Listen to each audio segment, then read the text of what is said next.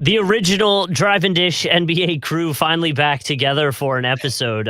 We were all over the place, world travelers, if you will. Oh, you're a world traveler. What do you mean? I wish I was world traveling like you. How was Jamaica?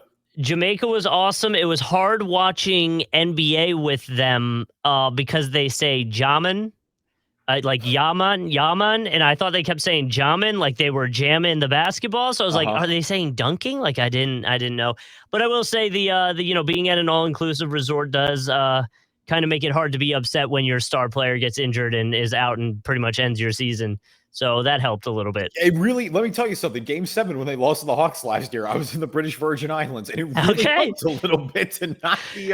It's the what's the this is gonna be for anybody that that's on TikTok, but there's that song that's like it goes like, "Are you okay? I'm fine. If I'm gonna be sad, I'm gonna do it with pizzazz." And I was like, that's how I felt in Jamaica. It's like, if I'm gonna be sad, I'm gonna do it at an all inclusive resort and get drunk.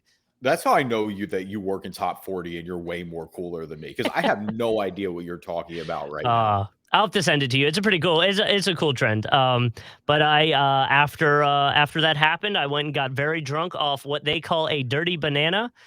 It's pretty much just milk, cinnamon, and rum, and then ice. So it's like a Oh, that sounds banana pina delicious. colada. Kind of dangerous on the low too. The problem with all inclusive resorts is that No flex zone, by the way. yeah, right. Now that I've gone 2 years in a row, no flex. But I feel like I might be qualified to talk about this.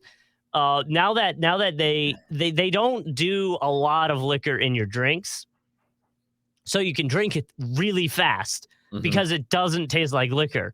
Right. But then the next thing you know, you've downed like 7 daiquiris in like an hour, and you haven't moved because you're just sitting on the beach or in the water. And then when you do decide to move, you're like, oh wow, okay, You know, stand up. Those are the best ones when you get And to then- just. I didn't realize what I did here. And then you have to go back to the room and get changed into a polo and pants because, night is more formal wear. And then you have to go to dinner like you're not hammered out of your face. And that's always a little fun. So you had an itinerary. yeah, pretty much. I mean, I let the wife, I let Nicole kind of decide what we wanted to do since I was there for work, which was kind of the coolest part. So, while she had the hours that I was working to chill on the beach, I was like, yeah, just figure out what you want to do for dinner and I'll go. I'm down with whatever. So it is what it is. I just love that you got to know about this vacation like 2 weeks ago. Like this all just came together so last minute, and now came together last minute and was an absolute rush to get my passport. Like I got my passport Friday, we left Wednesday. I'm amazed you got it in time, honestly. I had to get on the phone with them a lot. Yeah, I was gonna say because even with the expediting these days, it's backed up. 5 weeks for expedited, by the way, in case you're wondering. So yeah, if you got to renew your passport, friendly advice to probably do it here sooner than later. Just go for it. And like Nicole and I, we weren't going to do it. The only reason we really needed to update was because her last name changed. Obviously, we got married last year. So that was the main thing that held us up. And we just hadn't actually submitted for new ones because we didn't think we were traveling anywhere soon. But stuff like that sneaks up. And, I got to meet all the Jamaicans there called him the Jamaica's Bruce Wayne. His name is Adam Stewart. His parents, from my understanding, started Sandals Resorts, and in Jamaica, there's like 4 or 5 Sandals Resorts, so they're a big drive for the tourism that makes Jamaica a lot of money. So he is very well loved down there, and he was amazing. He reeked money, and I was wearing $14 clip-on sunglasses, so I felt very out of place. No, it keeps yourself humble. It's good like that, right? I'll have to show you the photo, dude. Like it's me and him like by the ocean, and I'm in a polo that's definitely too big because I lost weight after I got that shirt, so it's like kind of like saggy on the side and wrinkly by the collar. He's in this shirt that I'm sure is the first time he's ever worn it. It's probably $200. His glasses were probably $1,000, and I'm on these $14 clip-ons. Like, it was. You could tell he had money, and you could tell I did not. If I'm in the tropics, I'm never leaving shorts and flip-flops. Like, I don't care how much money I have. I don't care where I'm going. Like, it's the tropics. He told me he's like, he's like, "Oh, I love going to Jacksonville to fish. The fishing's up there. Great." And he's like, "I like going fishing on my buddy's yacht." And I was like, "This dude knows Shad Khan. This dude has to know Shad Khan." I mean, that would check. It's that kind of money if you own Yeah, in yeah. sandals, so no doubt about it. I don't know if you I'm a little surprised if you're fishing off Shad Khan's, like, ridiculous six-story yacht, but Who knows? I mean, honestly, at that point, who knows? But no back doubt about it. Speaking of the tropics, I Miami's a tropical zone. It is a actually, tropical climate. well, It's one of the few places in America that is, so to that, my layover was in Miami, and I did get detained for a little bit because I guess I was looking suspicious. So that was fun. they detain you of all the people in Miami that they need to detain? They detained me. It might have been because I told them Tyler Herro is overrated, but that no, yeah, they did detain me. There was I guess, random search thing came up, so whatever. But the problem I have is I am awkward in situations where I know I'm supposed to not be awkward. So I made things a million times worse when they're like, "When did you leave?" And I'm like, I don't know. I did the other day.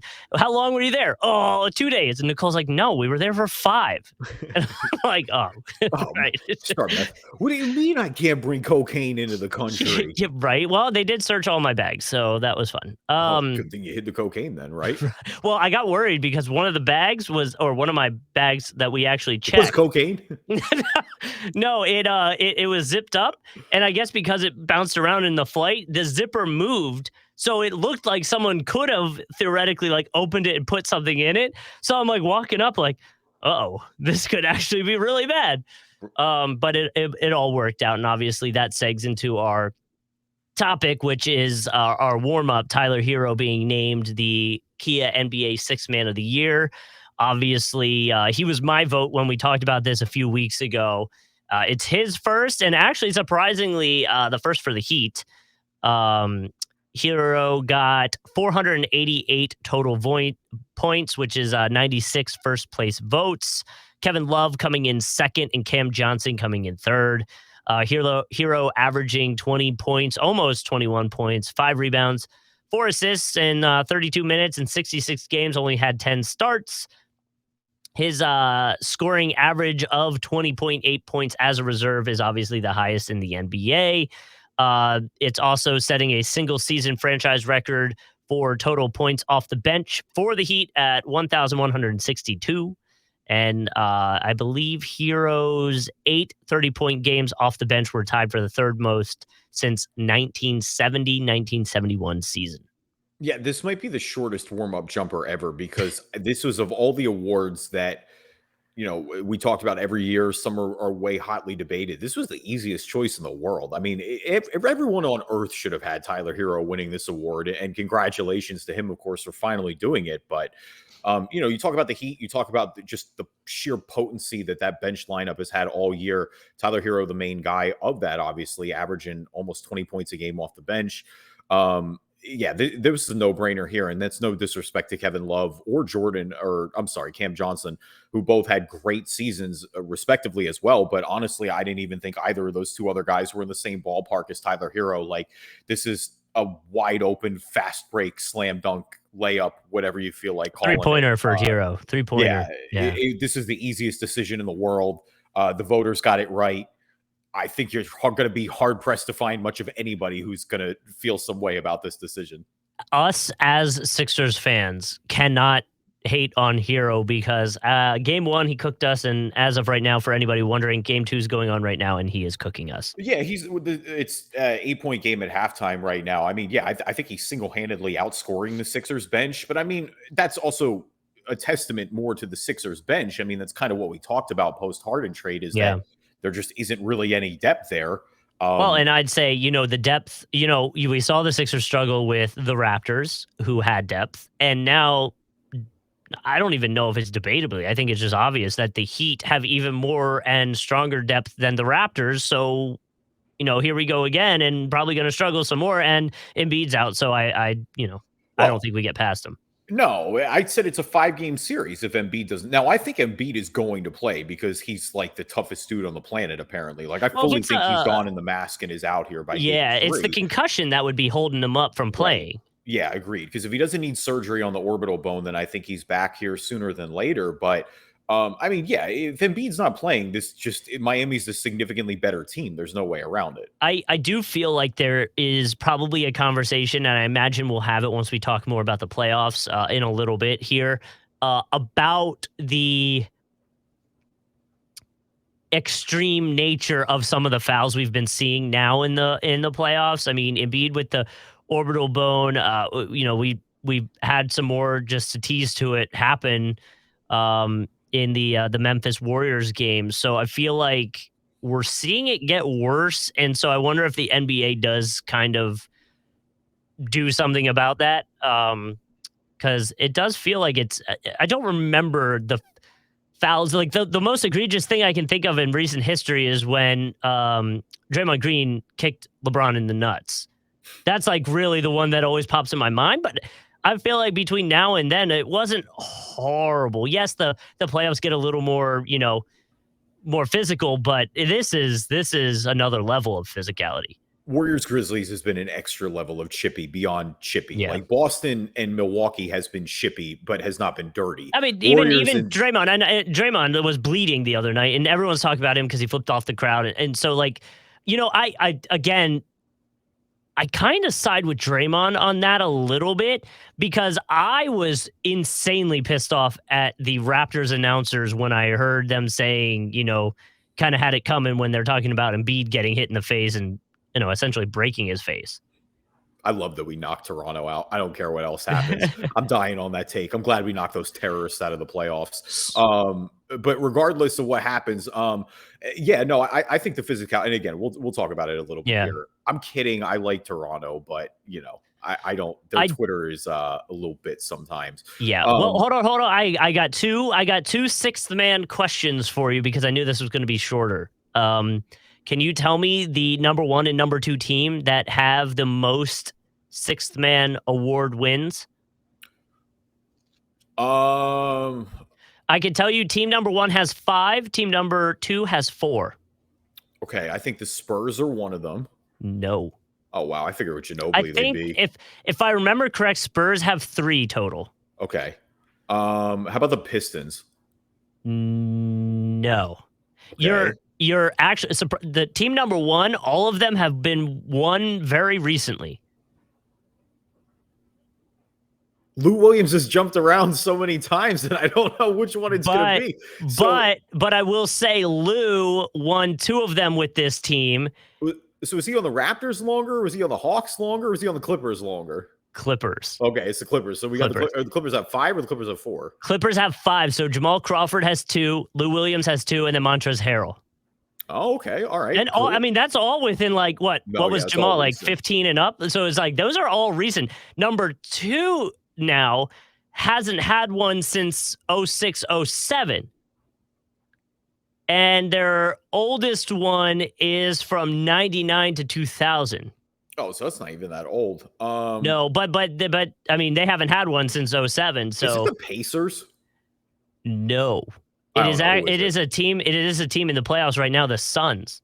Oh, okay, that makes sense too. With Barbosa, then Eddie Johnson, Manning, and Rodney Rogers. Okay, so yeah, the Suns way back. Yeah, more historically. Yeah, Barbosa, I was thinking about that. I was like, I gotta go look at the 06, 07 draft and see, like, just because remember how we always we redid the 19 draft. And I think that's actually where we had the debate over Tyler Herro. Yeah.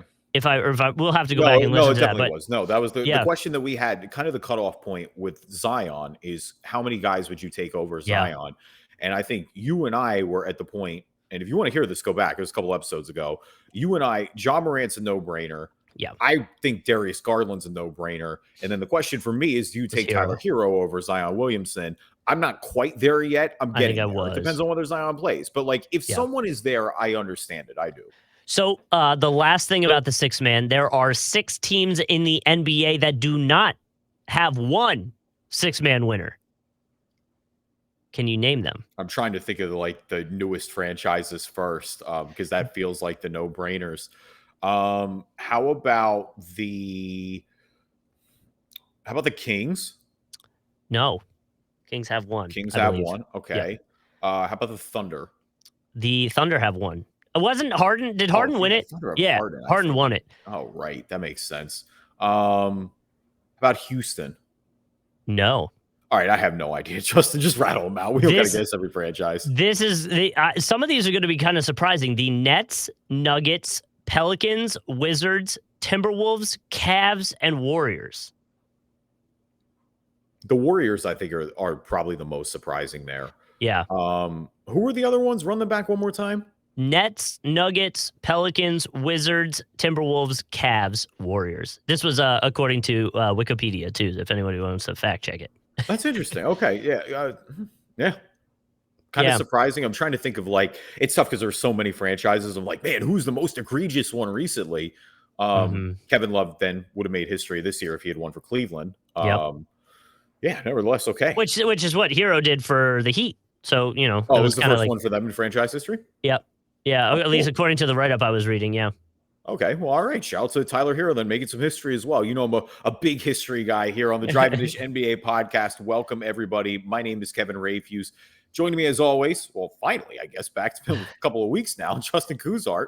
47 piece didn't happen in our series, just saying #facts. All right, we're going to talk about this and who's balling, who's falling, because I'm not going to go on this rant now. I know it's Pat Beverly, and we're going to talk about how just look, I appreciate Pat being Pat. It's part of the deal here, but we're going to talk about just how ridiculous that is, in my opinion, and why it's not a good look. I don't think that's the type of look that Pat Bev is going for. I get what he's doing, but we're like I said, stay tuned for that. Who's balling, who's falling. We're going to talk a little bit of playoffs as well. We're going to break down all the series. As we're recording this, 2 of the series have 2 games in. The Sixers and Heat are playing game 2 as we speak. And then the Suns and Mavericks, we're recording this on May the 4th. May the 4th be with you all. They're going to play later tonight. So just a full disclosure, we will not have that. Shouts Carlton KB. And shout out to Chase Bunker for holding it down the last 2 weeks. It's funny with you and Chase because Chase was my guy. We worked together in Orlando, and now he's up there in Jacksonville. And so it's like the podception of you two coming together. Yeah, it was good. But no, shout out to Carlton and Chase for coming on. Appreciate you guys. Leave us a review on iTunes, good or bad. We'll read them on the podcast. If you're not an Apple user, Google Play Store, Spreaker, Spotify, TuneIn, Stitcher, Amazon Music, anywhere you can find a podcast, you can find us. Yes, and follow us on YouTube, Driving Dish NBA Podcast. We have 36 subscribers, so we are looking for number 37. Big. Somebody got Defensive Player of the Year, Marcus Smart, and Rasheed Wallace. Yep. No, so we'll see who claims number 37. If you want to dive down those players' list, we can do that. Yeah, hang on. We're not going to throw it to the sponsors row yet. I got to pull this up. This is big. Let's see who we got. 37 NBA best in history. I don't think there are many that stand out here. Let's see. All right, here we are. There's only 9 players in NBA history that have worn number 37. Actually, the best one here probably. Well, it's interesting. So, Derek Fisher wore. I was just gonna say Derek Fisher, Oklahoma City Thunder. Yeah. But that was a Thunder Derek Fisher. It's not Lakers Derek Fisher. It's not even Jazz Derek Fisher necessarily. Nick Van Exel was a solid player. He wore it for 1 year with the Warriors in 2004. It's got to be Meta World Peace, right? It's got to be a Meta World Peace. I don't know who else it would be. Unless you want to go all the way back to Jack Smiley with the Fort Wayne Pistons back in you go with Giannis's brother. Yeah, you could. You can also be Costas Antetokounmpo. That's right. You could be related to Giannis, or you can be Meta World Peace. Either way, because he wore that when he hit the big shot with the Lakers in the finals in Game 7 in 2010. So yeah, not a bad one to have. So you can be number 37. Watch the podcast on YouTube. Later on this week, we got another Top Shot pack rip coming for you guys as well. So that's definitely a good one to watch on YouTube. And now a word from our sponsors. So let's start in the West. The 2 games we've got, obviously, in round 2. The Memphis Grizzlies versus the Golden State Warriors, which is turning out to be very physical, as we were talking about earlier. And then the Phoenix Suns versus the Dallas Mavericks. Let's start with Grizz Warriors because we have 2 games of that one. Phoenix and Dallas, we only have 1 as of recording this podcast, like we were saying. They play tonight.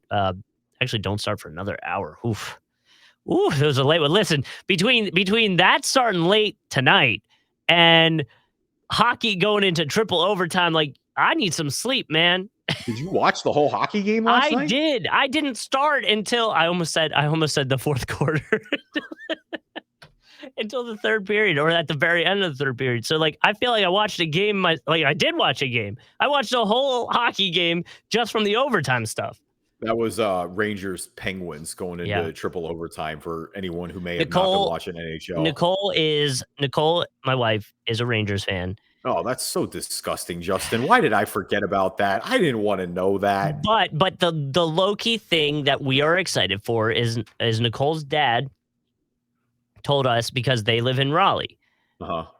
If the Hurricanes advance and the Rangers advance, there will be games in Raleigh. He said he'll buy us playoff tickets and we can go up and watch a game. So like I'm kind of rooting for that. No, you should 100% be rooting for that if you can go to the game. But I mean, the Rangers then are I playing hope the they Penguins lose. right now, which that's one of the most disgusting fan hoods anyone could ever have. So, Ooh, yeah. oh no, listen. I don't care how Oh, bad the Flyers are. I always have time to smoke Penguins fans. Listen, if you think I don't like the Celtics as a Sixers fan or some of these other NBA franchises, you have no idea how much I dislike the Hockey's Pittsburgh Penguins. crazy, man. Hockey fandom is wild. Like it The is. Flyers stink. Like, I know. let me not mince my word. The Flyers are a joke right now. Like, it is embarrassing. The owners need to borderline sell the team. I could do a whole podcast talking about them. Like, as much as you guys think I'm down on the Sixers sometimes, like, it is not even remotely compared to the complete apathy I have about the Flyers at this point. But yeah, we don't need to talk hockey. We are an NBA podcast, so it certainly feels like hockey at some points. With how chippy the Warriors and the Grizzlies have been, the series tied at 1-1. Really been entertaining overall. I mean, game 1 a 1-point Warriors win. The Grizz bouncing back here in game 2. So splitting the series at home, they're going back to the Bay next. I mean, big for the Grizzlies and really big for Ja Morant as well. I think that's been really the story, other than the chippiness of this series, has been Ja Morant's improved play. Yeah. You know, in game 1, he shot the ball really well, which is something that he struggled to do against the Timberwolves in the first round. Like, he was effective in other ways, but the Warriors have kind of dared him to shoot. And he's punished them a pretty good amount this series with that. Of course, game 1, Draymond Green, with the flagrant 2, he gets ejected, pulls him down.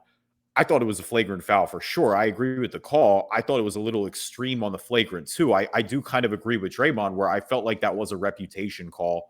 I wouldn't have liked to see him thrown out of that game personally. The next one, though, in game 2, you got Dylan Brooks taking out Gary Payton II on the drive. Yeah. Gary Payton now with a broken elbow, which we'll get to that impact of the series because that's a big loss for the Warriors as well. But no, that was dirty. That was really, really bad. Dylan Brooks rightly getting ejected from that game. He should get suspended for a game or two. That's really bad. I mean, he hit his head. He pushed him in the back, like on a fast break. Like, we talk about it all the time. Like, those are the plays where guys really get hurt. I'll always flashback when Paul George had that awful leg break in the Team USA scrimmage that was on a fast break, like that's just where you can see things go wrong. And so, yeah, I think the Warriors fans and Steve Kerr called it dirty right during the game. And I agree, that was way over the line. And look, I know the Grizzlies play with that intensity. And Dylan Brooks is one of those guys that you like for his confidence. Grizzlies fans, when he gets going, he is one of those like gunner type burst scorers. And, in the fourth quarter, he can be the guy that close out games. Like, he's never afraid of that moment. And that's what you like about him. But that's an example where you got to tone it down. You got to know better there. And yeah, the Warriors fans absolutely have every right to be upset about that.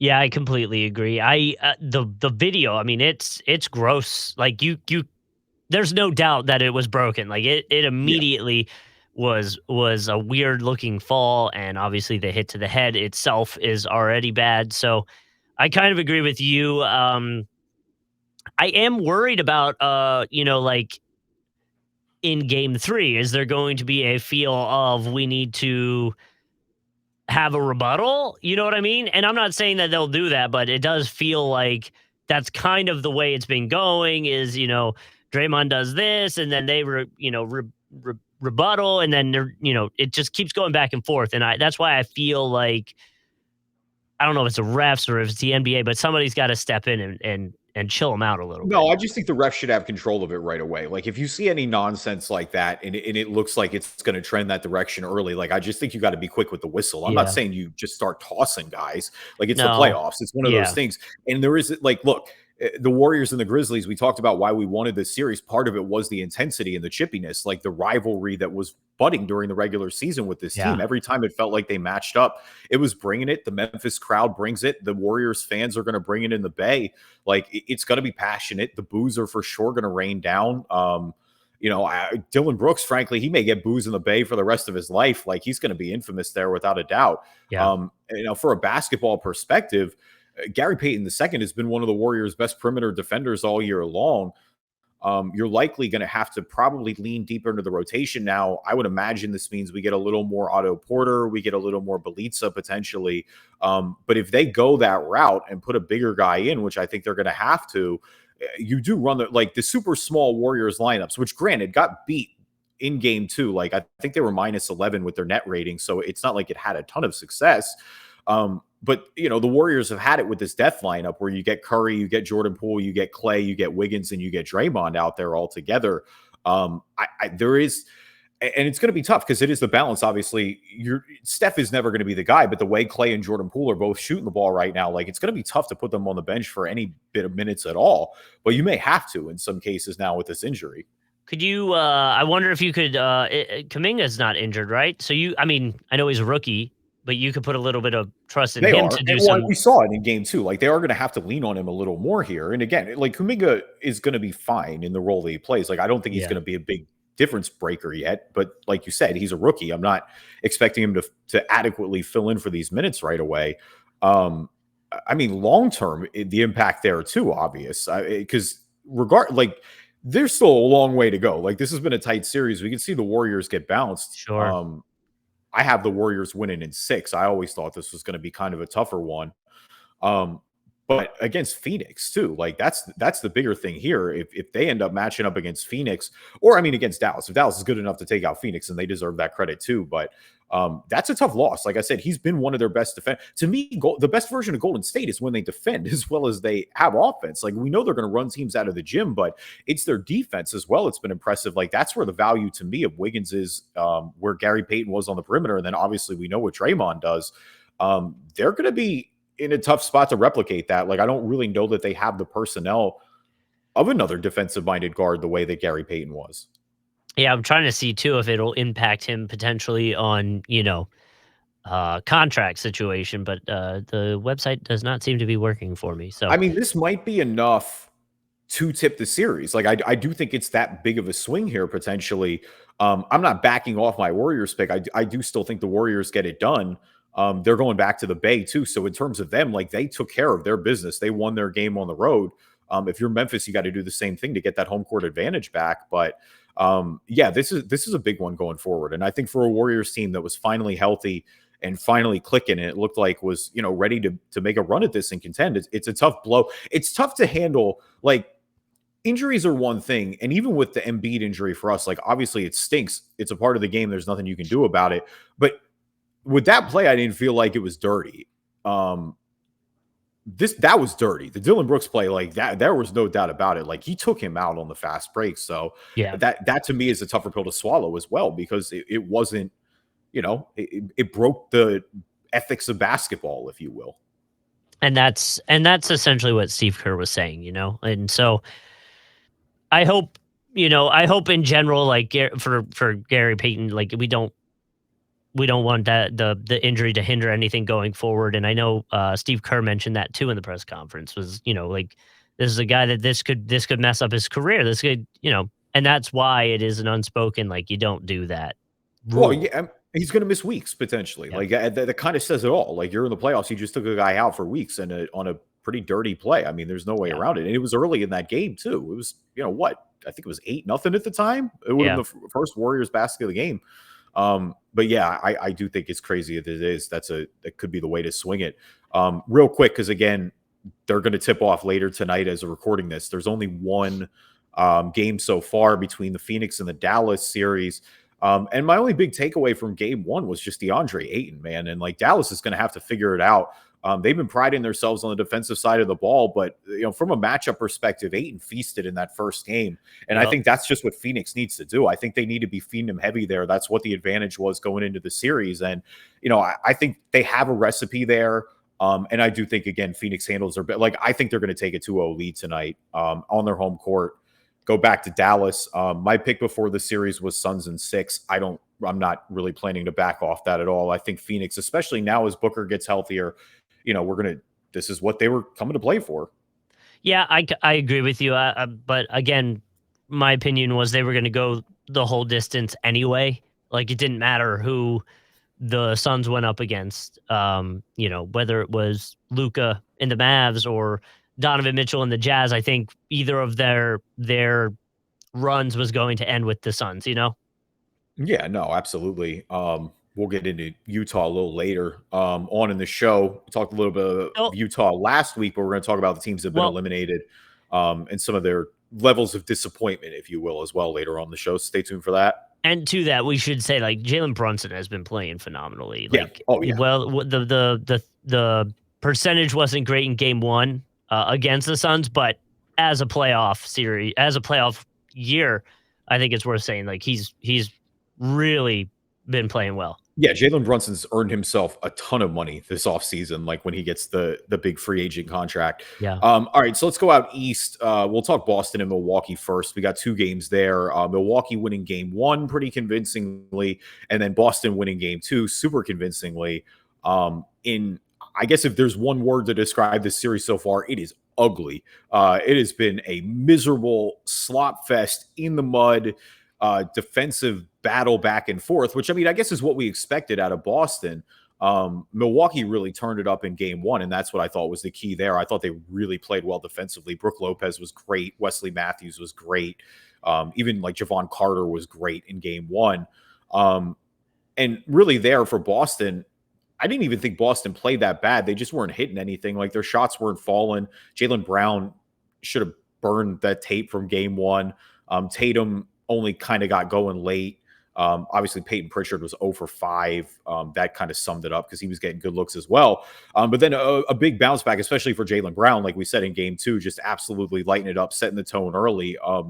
Boston got up, it was like 18 to 20 points in the first quarter and never really looked back. Yeah. Giannis has been shooting horribly. Now, he had triple-double in the first game, getting his teammates involved, obviously rebounding the ball well, playing great defense. But I think that's the one thing you got to feel pretty good about if you're Boston is that, Al Horford, Grant Williams, whoever it may be, Jason Tatum a little bit as well. Like, when they've guarded Giannis, they've done a pretty good job for the most part. Because of course Al Horford would have that stat, right? Like, I feel like we went through that so many times. Anytime Embiid went up against Al Horford, it was like, oh my God, he's the guy that locks it down. And that was, I guess, one of the theories as to why the Sixers went and got him. But yeah, here we are with it. And like you said, there was 26. That was the biggest lead for the Celtics in game 2 of this series. The Bucks, like you said, didn't lead. The thing that I have with it is I feel like I can't take anything away from either of the games because at the end of the day, I just look at it as the both teams just shot poorly. You know what I mean? Like, I look at the Bucks in game 2, they shot 16% from 3. They were 3 for 18. And then you look in game 1 and the Celtics shot 33 field goal percentage. Like, I know that does come down to defense from the other team, but that seems like a very significantly lower than normal. So I feel like both teams just essentially had an off night. And game 3, which happens Saturday, I feel like that's the one that's going to these two teams have felt each other out for 2 games, and now we're really going to see how it goes. Yeah, I agree with that to an extent as well. I picked Boston in 6 largely just because of the Middleton injury. Like, Drew Holiday was huge for them in game 1. It felt like every time that Milwaukee needed a bucket, anytime Boston would hang back, that he was able to go get it. I don't expect Giannis to play this badly the whole series as well. Yeah. And if you're Milwaukee, honestly, you handled your business, right? Like, you went in there, you stole the first game in Boston. You've got home court advantage now. You're going back to your territory. Um, Look, it's going to be a long, drawn out series. It's going to be a slugfest. Boston, again, the best defensive team in the year or in the league since January. And I think that, I'm curious to see who lands the bigger punch here because it felt like both of these games you have because both teams played so poorly respectively, and whoever won and lost that game that it's hard to take away too much. But I think for me so far, and what I can take away is that it feels like Boston has just gotten into their looks better. Like Boston's defense has been great both games. Milwaukee just made some shots in the first one where Boston couldn't hit the broadside of a barn, but it felt like their looks were good. You know what I mean? They just weren't hitting shots. Like that happens sometimes. But if the looks are good, then, like you said, you imagine that comes back to earth here eventually. Yeah, and I think also worth mentioning that we saw a few lineups of Giannis, Bobby Portis, and Brook Lopez down low to essentially try to grab all the rebounds. you know, Yeah. so we'll see if that ends up working out for them or if that's something they're going to have to change going forward. Yeah, and Bobby Portis was great in the first game as well. Like he's another one, but a lot of the shots that Bobby Portis hit like 2 turnaround spinning jumpers. I'll live with that shot. Bobby Portis, if he makes those, that's fine. So be it. And it helped them. They needed that in game 1, but I can live with those shots if I'm Boston. Yeah. Well, and it sure feels like they made Giannis uncomfortable, which is obviously the most important thing that anyone that's playing the Bucks needs to do.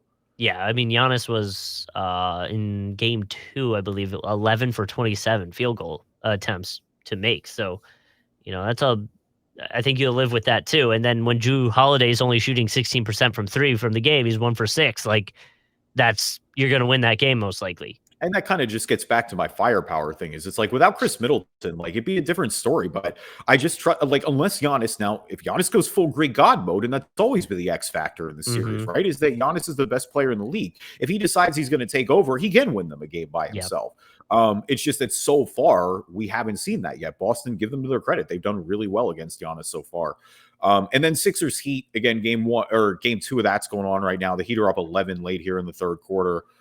Make it 13 now, which has pretty much been the story the whole time. Like the Miami Heat are a better basketball team without Joel Embiid on the floor. Like there's no way around it. The Sixers have no answer for Bam Adebayo inside. He's feasted in both these games so far. And the Miami Heat's depth is way better. Like look at the bench scoring right now, just in this game tonight. George Niang's got 5 points. Paul Reed's got 4. Furkan Korkmaz has 8. Herro alone has 16. Oladipo's got 9. Dwayne Dedman's got 7. Like Miami's has more room for leeway because that's the thing with the Sixers is it's like Harden's playing pretty good tonight. Harden's got 18 and 7 right now on efficient shooting. Tyrese Maxey's got 20 points. Tobias Harris has 12.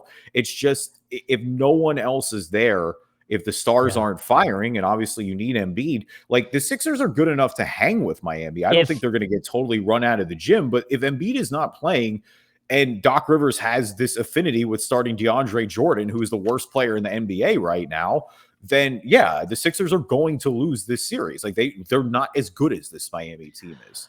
Well, and from game 1, when you get a game as good out of Tobias Harris as that and it results in a loss, it's kind of deflating, because if you have that game, you're like, man, if Tobias is putting up those numbers, Harden and Maxey, and if Embiid were healthy, like that should be a winnable game for us. But like you said, the depth just showing that we are struggling. And I do feel like they've been the numbers aren't showing it, at least in game 2.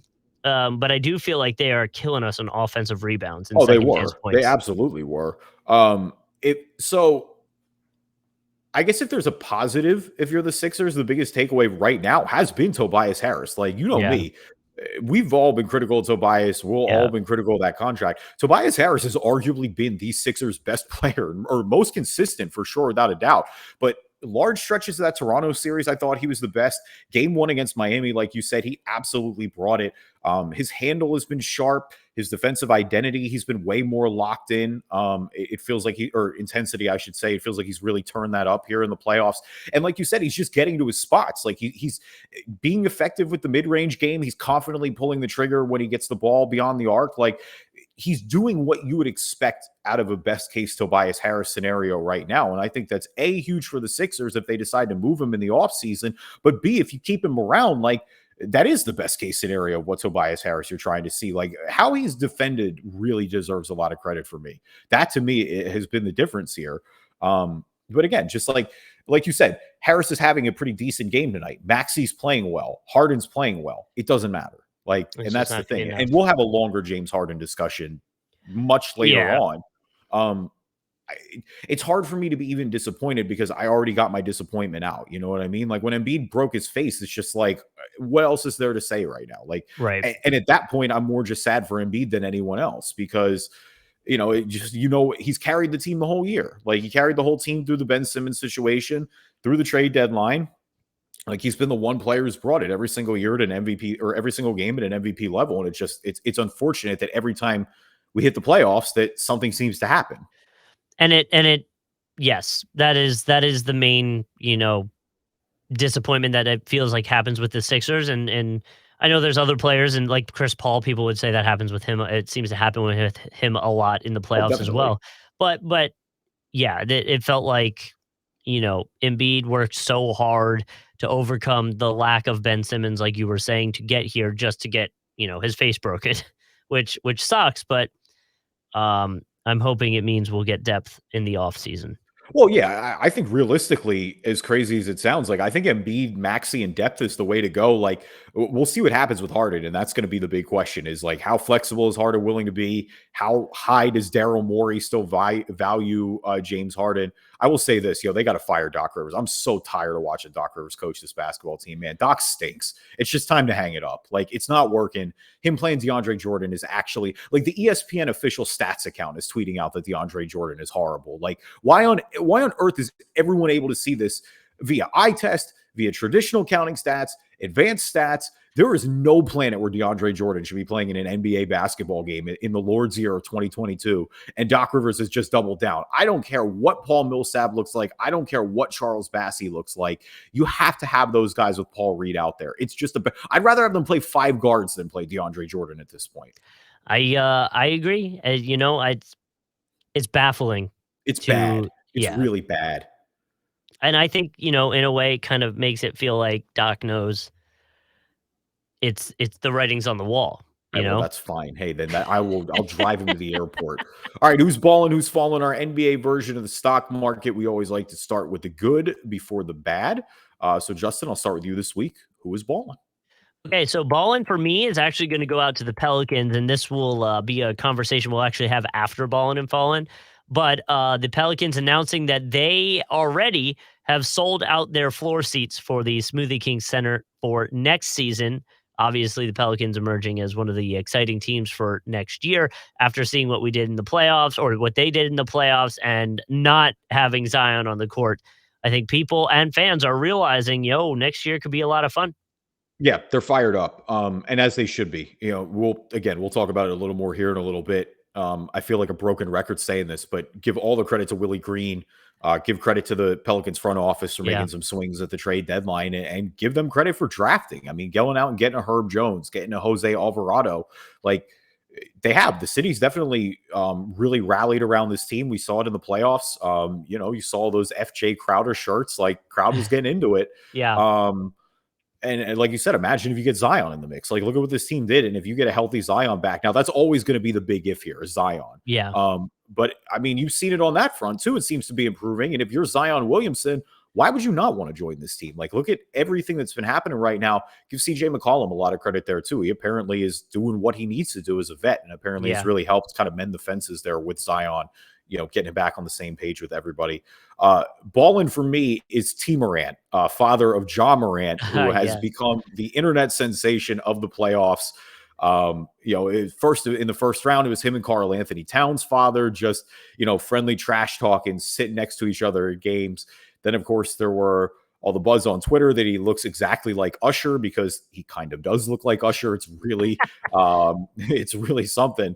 And then the Memphis got Usher to pull up, and they both sat courtside at the game. So, T. Morant just getting hype on every job plays. He's just always there yelling in the background, just being a great dad. And, you love to see the hype. Well, did you see Seth Curry tweeting about this? No, what do you say? So the tweet was, after a rousing series over Karl Anthony Towns Sr., T. Morant moves on to second round matchup versus Del Curry. And Seth goes, tough matchup for both. while Seth has been there before and won't be faced by anything, Morant comes with an energy and a passion rarely seen. Yeah, yeah, I love incredible. it. Yeah, you gotta love it. No, that's really funny. All right, who we got falling for you this week?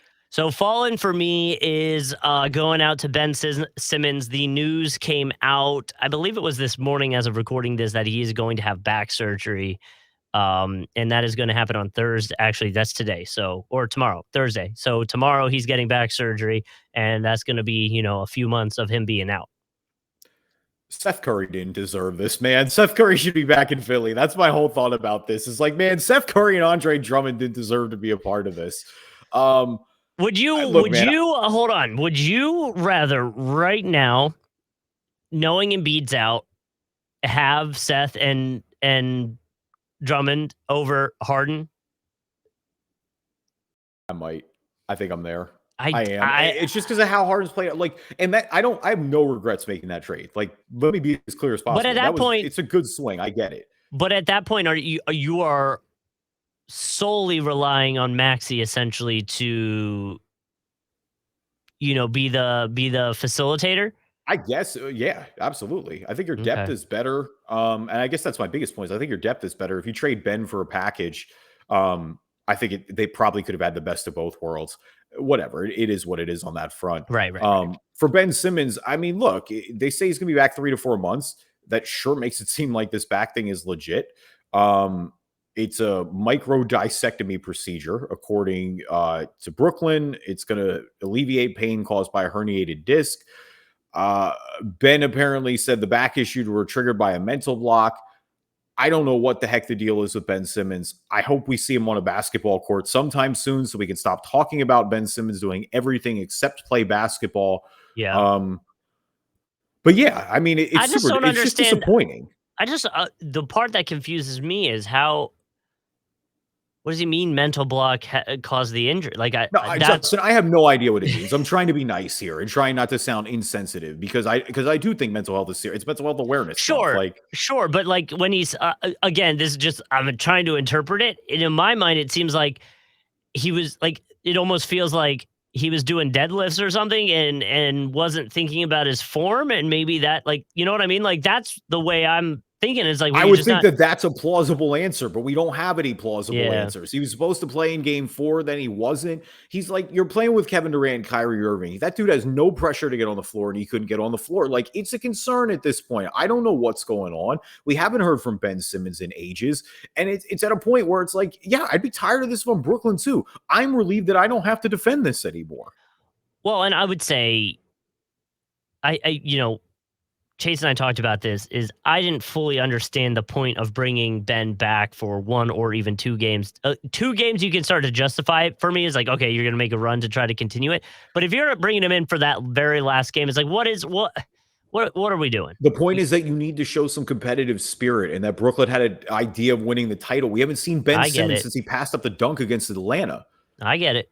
Get out there with your teammates. Like the whole thing of him, he forced his way off the Sixers, pouted his way after signing this contract. The whole point was with him going to Brooklyn is that he was supposed to get on the floor and play right away. And he didn't play on a team that had expectations to win the title this year and instead got swept by Boston. Like, we'll get into disappointments here in a little bit. It segues kind of well, but it's like, I want to see something if I'm Ben Simmons, because the messaging was all over the place. Like, it felt like they just were hanging Steve Nash out to dry and that Ben Simmons was just going to do whatever he wants. And look, if that's the case, so be it. But it's like, I want to talk about, I'm hoping the next time that Ben Simmons comes up, it's him playing basketball and that it's him not being an imaginary concept at this point, because that's essentially where it's at. All right, falling for me this week, I want to go back earlier in the episodes here. Tweet Patrick Beverley tweeting after Ja Morant had 47 points against the Grizzlies, tweeting that they didn't have, or against the Warriors, I should say, that the Timberwolves didn't give up any 47-point games to Ja Morant. Sure. And that is 100% correct. They did not. However, they blew double-digit leads in 4 games. So congratulations, Pat Beverley. Like, you lost in a different way. Like, you let his teammates beat you. Like, you just kind of couldn't handle your business in the fourth quarter. It seems like a very weird thing to celebrate. Like, look, I know it's Pat Bev, but it's like, Pat, you guys are at home because you couldn't hold the lead here. Like, who cares if he didn't have 47 points? You guys lost all those games. you blew leads, which might be worse than letting him have a Like, he had a 47 game point. winner against you guys. What are we talking Yeah. about? Yeah. No, I agree. I honestly, in comparison of losses, I'd rather Morant go off for 47 and just be like, damn, he just got us, than be up 20 plus points and just blow the lead because you took your foot off the gas, you know? No, 100%. I mean, I'm right there with you. I mean, tough series for the Timberwolves, and like, look, I know this is Pat Beverly, it's what he does, but this wasn't the angle that I think Pat Beverly should have been attacking. I also just realized 50 minutes into this episode that we are matching the whole time, and I should have said something about that. But I thought we must have been on the same wavelength because I just noticed it too. I swear this wasn't planned. Our green is, it's May the 4th. We went with green. And I feel like it makes sense. Is that a Star Wars color? I don't know. It's May. When I think of May, I think of green. So I guess. Why do you think of green? Hang on. I don't know. I just do. Interesting. I mean, I guess margaritas are green. May Cinco de Mayo. I totally forgot tomorrow was Cinco de Mayo. Somebody said that to me today, and I was like, "Is it really?" And I'm like, "Oh yeah, tomorrow's May 5th. That is the 5th of May." So, man. Yeah. So disappointing teams that have been bounced. I feel like if I were to give you 3, I'm putting the Brooklyn Nets on that list. I'm putting the Jazz definitely on that list.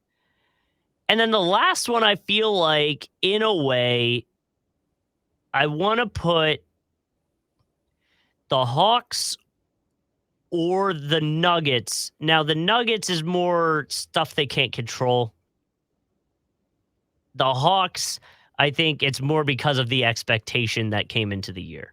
Yeah, I think so. When I look at disappointment here, I'll kind of go like the least to most almost. So I'll do West first. If I'm New Orleans, I'm not disappointed at all. Nope. We talked about it a little bit. It's like you look at Brandon Ingram's leap, what CJ McCollum did, the emergence of some of your rookies, how well Willie Green coached, like hanging against Phoenix. Like New Orleans, to me, they have nothing to hang their hat on. It's all good for them. Yeah, zero disappointment there. Minnesota, I think you're disappointed because of how you lost that series. Like you said, with losing some of those leads, I think that's tremendously disappointing. I also think you won a play-in game like you were supposed to.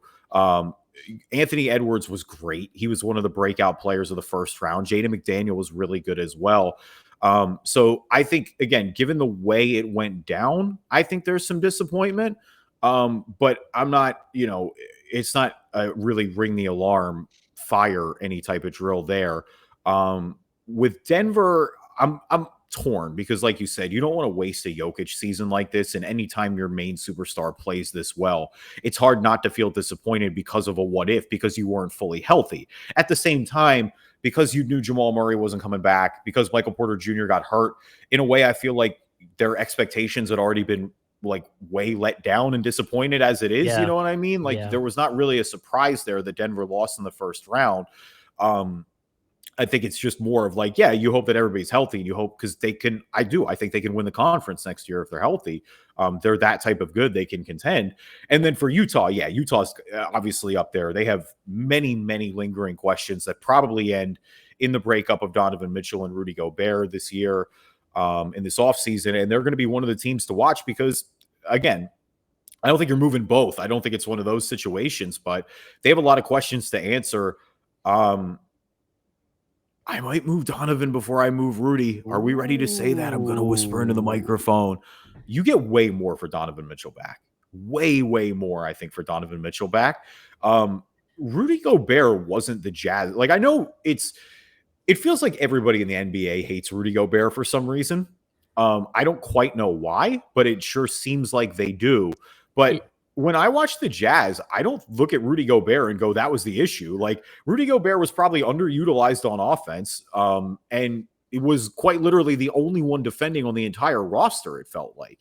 I guess there could be an argument made that if you have Rudy Gobert, your biggest need is shooters, so it could possibly be easier to build around him. I don't know if I'm ready to come with you on that, though, because I think Donovan's your star. That's your guy going forward. So I think there's a level of that, too, where maybe from an ownership standpoint, you stick with Donovan, who is a flashier player and more exciting player than Gobert. Well, yeah, of course. I mean, Rudy Gobert's game is not flashy. I Right. mean, his impact shows up in perimeter defense when the Mavericks can't drive. Right. I mean, he's only really on the offensive side of the ball. He's only really giving you a couple post ups and some dunks and alley oops and things like that. And Donovan, especially in the bubble, I think was his real emergence of where he just Sure. absolutely Yeah. dominated. I don't know though. I think it's got to go one. I guess I think that I feel like they can get another Donovan Mitchell, as crazy as that sounds. Like, I feel like his Okay. skill set is more replaceable. And Donovan Mitchell might be a better player than Rudy Gobert, but I don't think, I don't know. I guess I just think I'm there. Like, I think Rudy, Okay. like, I'd rather see them going kind of in on defense. Donovan Mitchell was really poor defensively in that series. And I don't, like, he just guns a little too much for me at times. Jazz fans tweet me. I'm really curious about this because I know I'm kind of galaxy braining it a little bit, but obviously in terms of disappointment, yeah, they're high. Of all the Oh, West yeah. teams that are out so far, they're They're easily the number number one. one to me. And I think the only team that is ahead of them probably overall is Brooklyn. Like Brooklyn is a disaster, See, Justin. I mean, there's no way around it that I think the way you got swept by Boston in the first round, that team had championship expectations this year yeah, and it never took off. I know.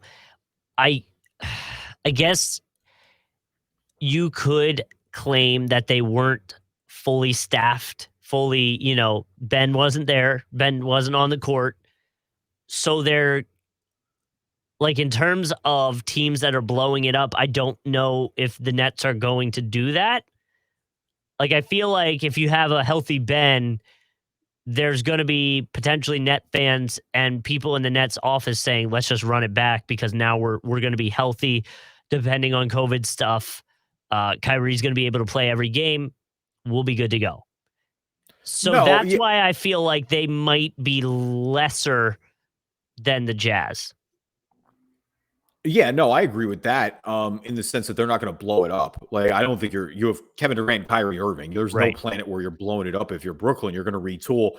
Like you said, Ben Simmons didn't play, but they got to get better And defensively. I mean, that was the big thing against Boston, of course. right, who else? But But they lost well, their Joe shooter. Harris got hurt too. Yeah, Joe Harris, yes. But at the same time, like it didn't work with James Harden. Kyrie was only playing half the year. I know that won't be an issue next year, but I mean, look, there was no doubt about it. They're a potential Kyrie Irving ankle turn away from winning it last year.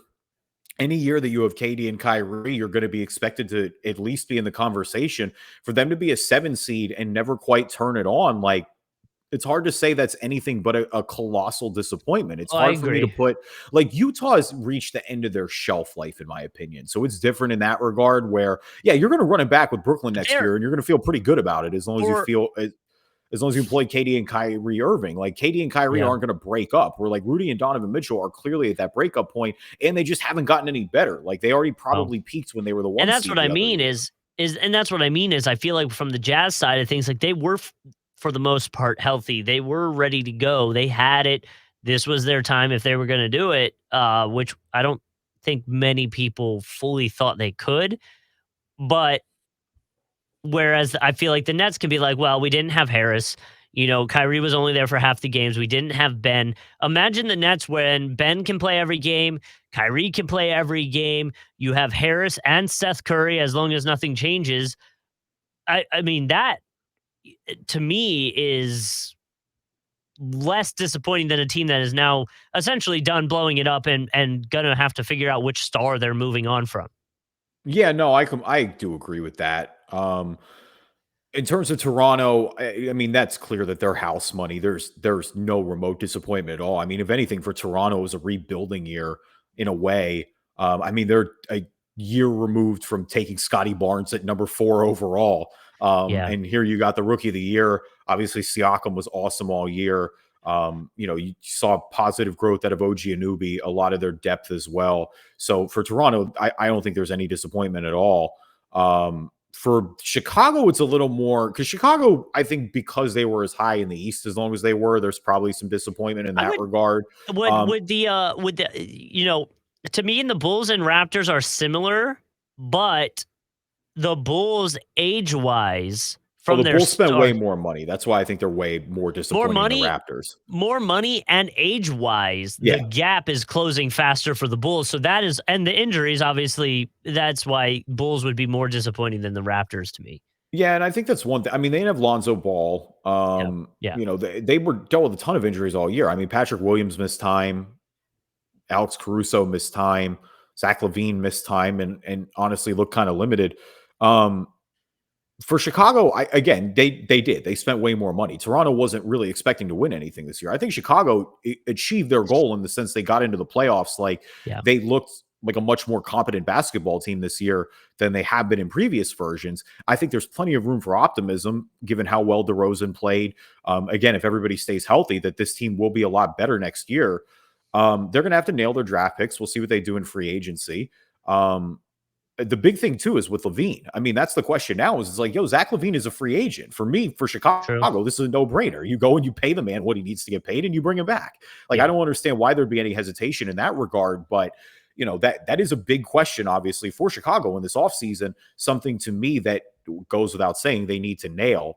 But with the Eastern teams overall, I mean, Brooklyn is mega, mega disappointing. I mean, Atlanta's pretty disappointing as well. I mean, Trae Young was horrible. It was his worst playoffs by far.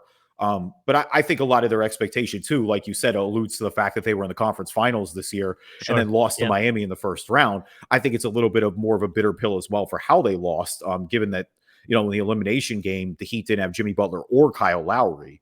So that's something that I think you can't exactly feel great about if you are if you're Atlanta. So in terms of the East, I guess I'd rank it Brooklyn, Atlanta, and then Chicago, Toronto in terms of most disappointing to least disappointing. In the West, it's Utah. I would say Minnesota over Denver for me personally, just because of how, but I think they're kind of in the same area. And then I'd say Denver and the Pelicans. Overall, I would probably go Brooklyn, Utah, and then a pretty significant gap. And then I would go like maybe Atlanta and Chicago, and then Minnesota and Denver, and then Pelicans and Raptors are last. I think the Pelicans are a smidge under the Raptors just because I think they have more star power potentially. Like I think their ceiling is a little bit higher than Toronto's is right now. Well, I think the fact that the only goal this year for the Pelicans, in my opinion, was to prove to Zion that it's worth staying and not making a fuss, and they did that. And so that's a win in my book. The Heat up 104-86, probably going to win game 2 and go up 2-0. Again, Embiid's not playing. Like I said, Heat in 5 if Embiid's not playing. We'll see if he comes back. Obviously, they're going to need him to because the Sixers need to win the next 2 games. I don't think, it's already going to be tough enough. If you win both those games at home, it's a different story. It's a best-of-3 series. But if they get into a 3-1 hole, it's just hard for me to see an Eric Spoelstra coach team losing 3 straight times in the playoffs, but that's just me.